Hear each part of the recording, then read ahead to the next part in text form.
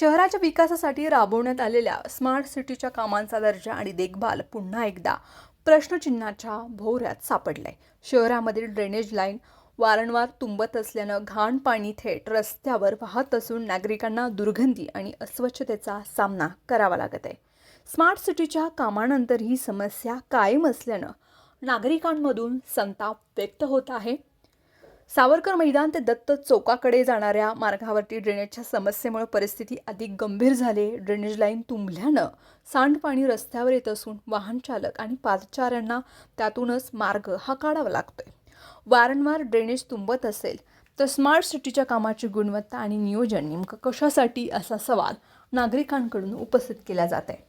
एकीकडे ड्रेनेजच्या समस्येने नागरिक त्रस्त असताना दुसरीकडे रस्त्यांची सातत्याने होणारी खोदकामही डोकेदुखी ठरत आहेत।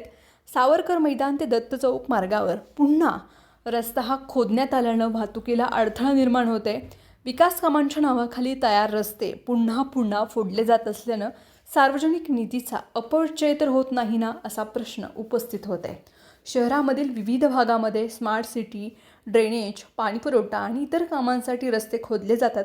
मात्र काम पूर्ण झाल्यानंतर रस्त्याची पूर्ववत डागडुजी आणि कामाचा दर्जा याकडे पुरेसं लक्षही दिलं जात नसल्यानं नागरिकांच्या तक्रारी आहेत। त्यामुळे स्मार्ट सिटीच्या नावाखाली शहराला वारंवार खोदकाम, चिखल आणि सांडपाण्याचा सामना करावा लागत असल्याची परिस्थिती निर्माण झाली।